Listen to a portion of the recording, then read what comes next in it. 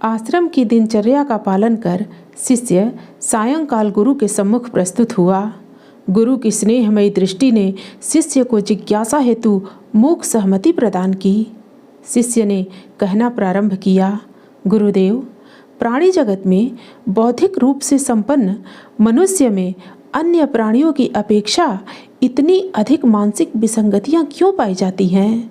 गुरु ने समाधान स्वरूप समझाया, पुत्र, प्राणी जगत प्रकृति की प्रेरणाओं का अनुसरण कर निश्चिंत हो जाता है। वही मनुष्य अनुसरण तो दूर, अहंता के आवेश में बुद्धि बल के दुरुपयोग द्वारा कृत्रिम जीवनचर्या अपनाने तक का दुस्साहस कर अनेकानेक विसंगतियों से घिर जाता है और कष्ट पाता है। नमस्कार मित्रों, प्रकृति पर आधारित एक छोटा सा प्रसंग सुनते हैं। आज का प्रसंग है प्रकृति में छिपे विलक्षण अजूबे। मित्रों, आज मनुष्य प्रकृति के प्रायः सभी रहस्यों को जान लेने का दावा करने लगा है। विज्ञान के विकास के साथ साथ प्रकृति के कई रहस्य सुलझे भी हैं, किंतु अनेकों बार प्रकृति ऐसे घटनाक्रम प्रस्तुत कर देती है जिनके रहस्य को सुलझा पाना मनुष्य के लिए संभव नहीं हो पाता है। विख्यात वैज्ञानिक लेखक पॉल बैनिस्टर ने स्ट्रेंज हैपनिंग्स नामक अपनी कृति में ऐसे अनेक उदाहरण प्रस्तुत किए हैं जो मनुष्य को अपनी श्रेष्ठता के आधारहीन दर्प से मुक्त करने के लिए पर्याप्त है। सुप्रसिद्ध जीव विज्ञानी डॉक्टर फ्रेंज को जीव जंतुओं पर अनुसंधान कार्य के लिए एक बार जावा और श्रीलंका के जंगलों में जाना पड़ा। वहां उन्होंने इकोफाइन प्रजाति की चींटियों को वृक्ष के शिखर पर पत्तियों से घोंसला बनाते देखा। कुछ दिनों पूर्व तक यह एक रहस्य का विषय बना था कि इतनी ऊंचाई पर सुंदर ढंग से घोंसला बनाने वाला कौन सा प्राणी है। यह देखकर वे आश्चर्यचकित रह गए।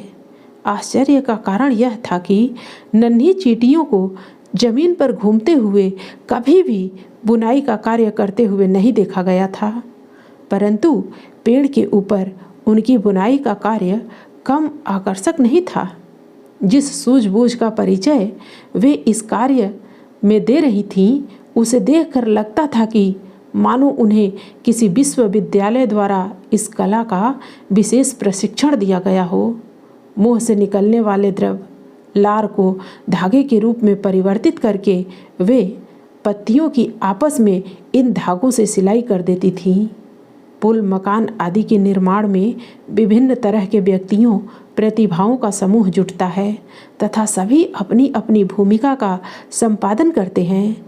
कोई ईंट ले आने का कार्य करता है, तो कोई गारा बालू सीमेंट लाता है, तो कोई उन्हें चिनाई करके मजबूत निर्माण करता है। इसी प्रकार इन चींटियों का एक समूह पत्तों को पकड़ कर रखता है, तो दूसरा समूह सिलाई का कार्य संपन्न करता है। तीसरा समूह मुंह से लार निकालकर रेशमी धागे बनाने का कार्य करता है। चींटियों की यह वास्तुशिल्प विद्या एवं विशेषज्ञता उनके अपने सीमित क्षेत्र में भी कुशल इंजीनियर होने का प्रमाण देती है। इस प्रकार प्रकृति का यह अजूबा सिद्ध करता है कि अनेक प्राणी अद्भुत कौशल से संपन्न हैं और समय आने पर उनकी यह प्रतिभा दृष्टिगोचर हो ही जाती है। मित्रों, फिर मिलते हैं अगली प्रस्तुति में नए लेख के साथ। धन्यवाद।